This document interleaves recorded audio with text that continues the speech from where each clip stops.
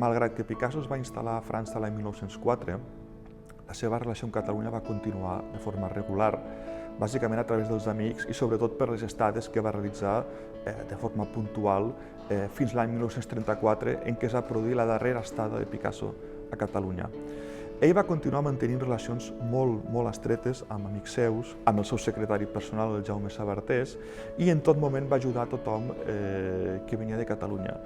Van haver un parell d'episodis molt importants que ens expliquen aquesta vinculació tan estreta i aquesta estima que tenia Picasso pels catalans. Un d'ells va tenir lloc amb motiu de la Guerra Civil Espanyola i sobretot amb motiu de la postguerra.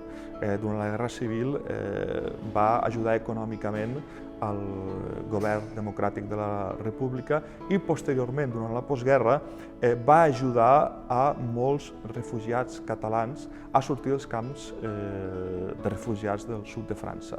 Hi ha exemples extraordinaris.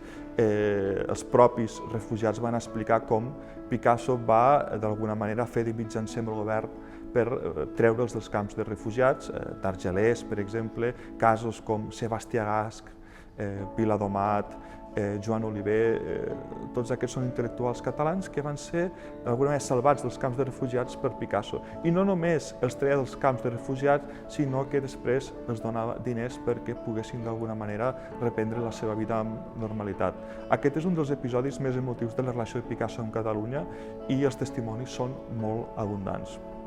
Un altre exemple, en certa manera vergonyant per a Catalunya, va tenir lloc amb motiu de les cèlebres inundacions del Vallès de l'any 1962, quan es va fer una subhasta d'obres d'artistes importants per obtenir diners per als damnificats de les inundacions. Tinguem en compte que van haver-hi molts morts, molta destrucció i feia falta diners per, d'alguna manera, poder ajudar tota aquesta gent. Picasso va voler col·laborar amb aquesta subhasta i va donar una obra seva important per a que es subhastés. He comentat que era vergonyant perquè aquesta obra va quedar sense vendre's. Ni l'Ajuntament ni el govern de l'època van voler adquirir aquesta obra, ni els col·leccionistes. Picasso, davant d'aquesta situació, hagués pogut optar per recuperar l'obra i oblidar-se del tema.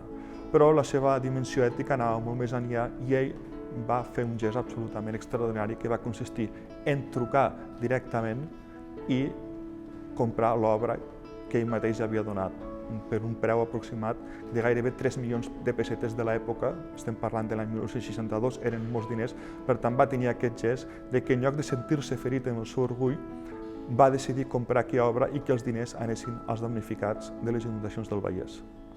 La seva vinculació amb Barcelona va tenir dues fases molt diferents. Una primera va ser física, va ser el seu contacte amb la ciutat durant 9 anys, entre 1895 i 1904, i una segona fase va ser, diguéssim, des de la distància, però mantenint aquesta estima per Catalunya. En certa manera, al principi de la seva vida, Catalunya va ser un espai físic on es va relacionar amb una sèrie d'artistes, de personalitats, d'amics.